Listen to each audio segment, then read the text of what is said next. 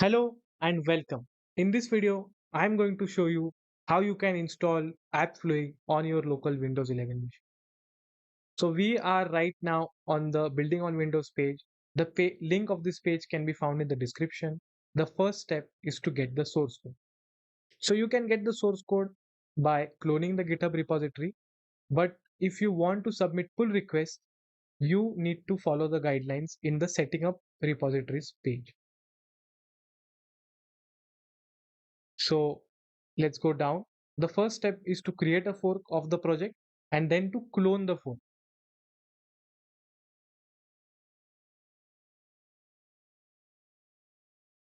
So let's go to the official AppFlowy repository on GitHub. From here, you want to create the fork of this project. So I click the fork button. As you can see, I already have created a fork and I'm able to see that. In your case, you will be prompted to create a new fork. Now go to the fork and copy the URL to your fork. So here I copy this link, which will allow me to clone the project in my local repositories. Once again, I am cloning my fork, not the official AppFlowy project, right? So I go in my Windows Explorer and I open a command prompt, and right here I type git clone and then paste the command and then press enter to start the cloning process.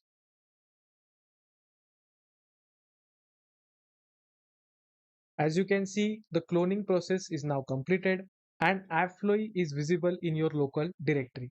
You can also check that through your command prompt. Now we want to set up the upstream remote of our fork that we have just created. Sorry, of our clone that we have just created. So we will copy this command which adds the remote upstream and points it to the official AppFlowy repository.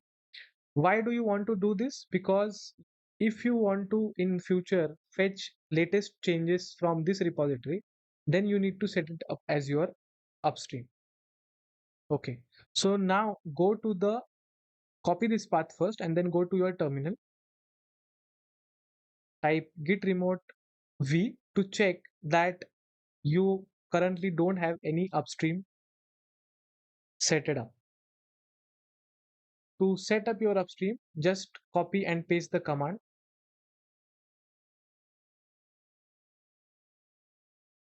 There you go. And now check again with git remote v to find out that the upstream is actually configured. So the first step is completed. We have successfully done it. Now it's time to go to the second step, install the build environment. So the first thing we have to do is download and install Visual Studio Tools. So we go on this link and we download the free community edition. Note that this is not Visual Studio Code. This is different from that. Once you have downloaded and completed, you will be able to run the Visual Studio installer. In this installer, I want you to click this modify button. Now, I want you to enable the desktop development with C++. In my case, it was already toggled on. In your case, it will not be. So make sure you tick it and then download all the packages necessary.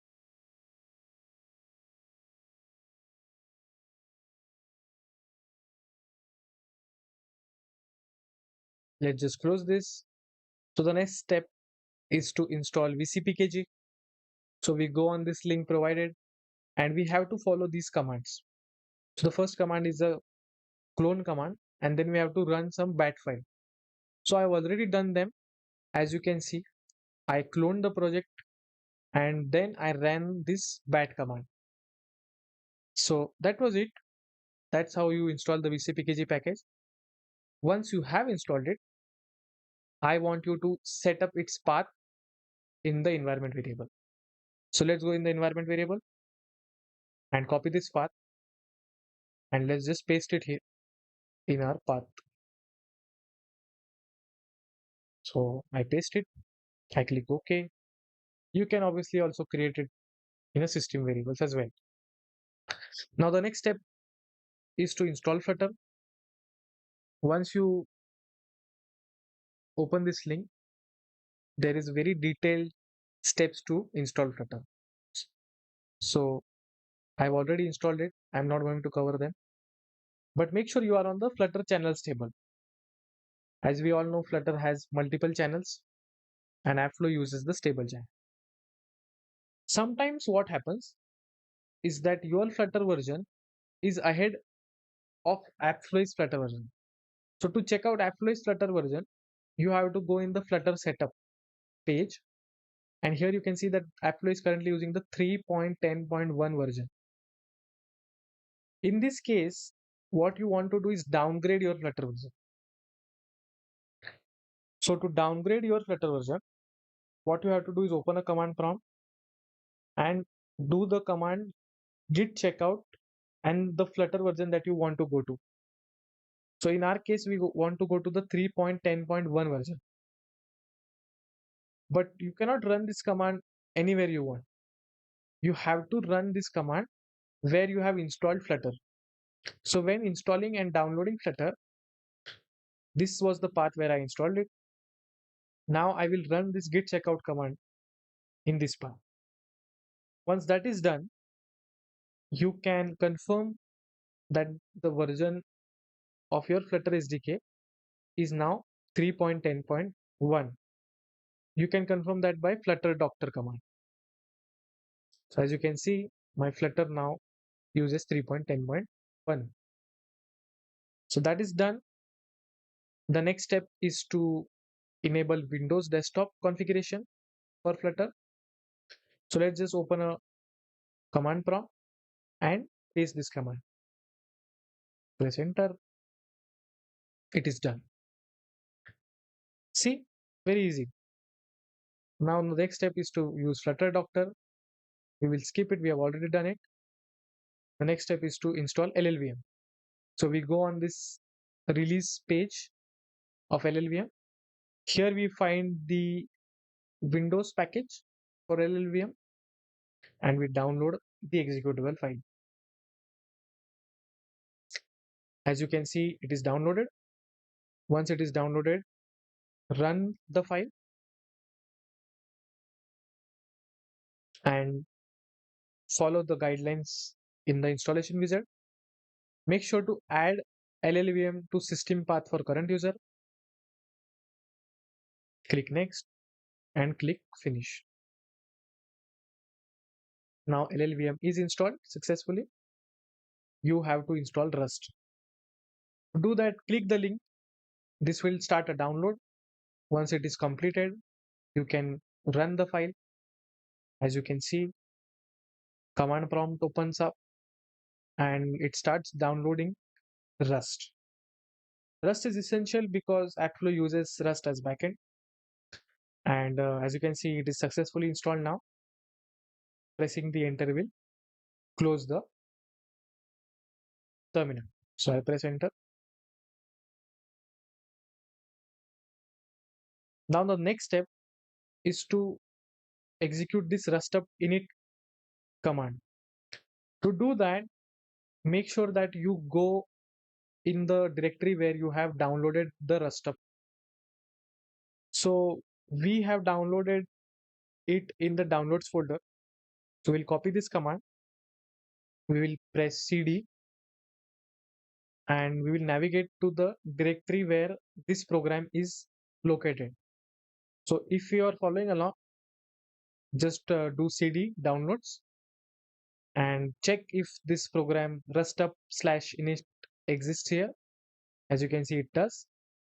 So let's just paste the command we copied and press enter. Great. So it is successfully done.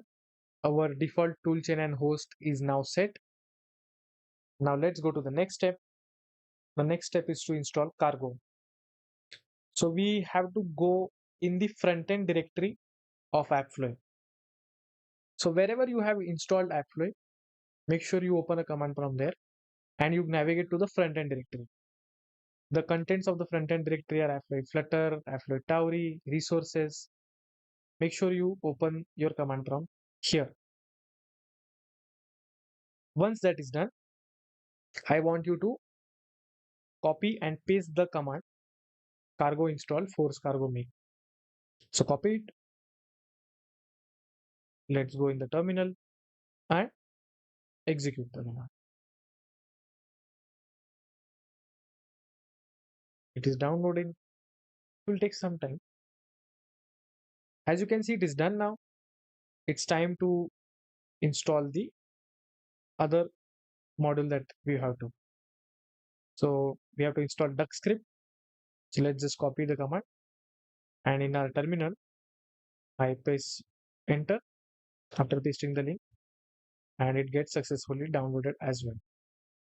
Amazing. Let's just close this and add PowerShell to the path. Now on Windows 11, you can do this by opening environment variables and then in going in your path and add Windows System 32. I already have it, so I won't be adding it. But if you have to add it, just simply press this new button and then add the path and press OK after it. All right. So that is done. Next step is to install OpenSSL. So to do that, we will go on this link provided, and from here we download the first file we see. So click download and it gets downloaded successfully. Since it's a zip file, you want to extract it. So you can extract it wherever you want, which will open a installer. Now double click it to run it. Pretty standard stuff, nothing very difficult here. Just go next, accept the agreement, and yeah, click finish. All right. So OpenSSL is successfully installed. Now we have to configure the path for OpenSSL. So go in the directory where OpenSSL is installed, copy the path till bin. So I copy the path till bin, and again open your environment variables and make sure to add this path in your path variable. So I click new. Since it is not already there, I paste it and click OK. The next step is to create a new user variable in our environment variables. So note that we don't have to add a new path, but we have to create a new variable. All right. So open this window and press this OpenSSL underscore dir. Remove any extra spaces, and in the value, just simply paste the file path of OpenSSL bin. So that is done. Let's close that. Next step is to install Perl. So download Perl from this link here. So we go on this link. You can see MSI file here. Let's just download it. Once it gets downloaded, run the file. It will also open an installation wizard. Just follow these steps carefully and make sure Perl gets installed. All right. So all the steps are complete. Let's click finish. Let's check if Perl was installed successfully. So let's open the terminal. Make sure to open a fresh terminal because previous terminal may not notice that Perl was installed. So yeah, Perl is installed. We close this terminal. Now we have to install the Dart extension for Visual Studio Code. All right. Since if you are already doing some Flutter development, then this will probably be installed. But just in case, just go in your VS Code and press enable key here. Since I have already enabled it, I'm seeing the disable option. Make sure you enable it. Now the next step is to install Protoc plugin. All right. So to install this Protoc plugin, we have to copy this command and paste it in a terminal and then run it. So we open a terminal, paste the command, run it. As you can see, it has started and it is finished. Amazing. So this step is also done. The next step is to activate developer mode. To activate the developer mode, we need to go to the settings, and then in the privacy and security, we have to search for the developer option. So I go in the privacy security, and I'm too lazy to manually find it. So I'm going to type it in the search bar, developer settings. All right. So it is already enabled in my case. In your case, you have to toggle it on and provide the necessary permission. All right. So the last step now is to edit and run the application. So to do that, you have to open the front end folder in the VS Code. So I go to the path where I have my front end folder and I copy this path. Now in my VS Code, I click open folder and paste the path that I just copied. So I paste it here and then I select that folder.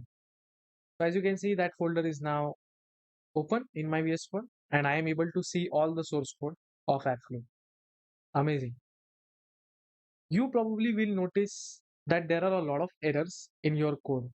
This is because your Rust backend and your Flutter code is not compiled. So don't worry about it. Just go to this run and debug option in your VS Code and here select the clean and rebuild all launch configuration. So I select it and I run it. As you can see, it has successfully started. This is a launch configuration that you need to do whenever you fetch new changes from AppFlow. Since new changes made to AppFlow may include changes related to Rust or Flutter, you have it is much safer to run the clean and rebuild all command. Otherwise, you will face errors. Don't worry if you face any errors.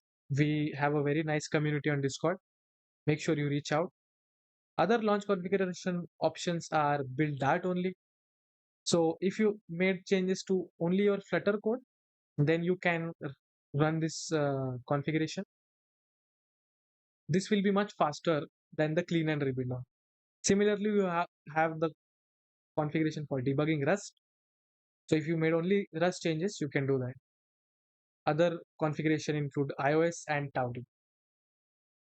So as you can see, it is compiling. This takes normally around 20 to 25 minutes to do based on your Windows machine or the strength of your machine. So the Rust part is done and now you can see the Flutter part is started.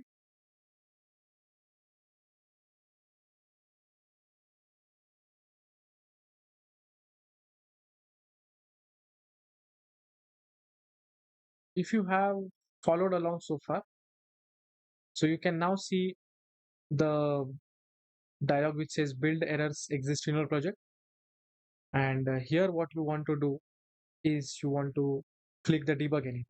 Don't worry if you still have errors in your VS Code. My VS Code is not showing any errors right now. It might happen that you will see some errors. Don't worry, just say build and debug anything.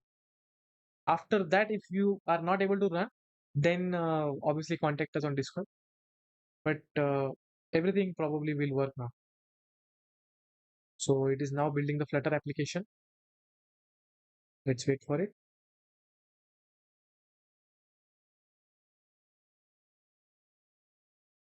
Amazing. So you can see that AppFlowy is now running successfully.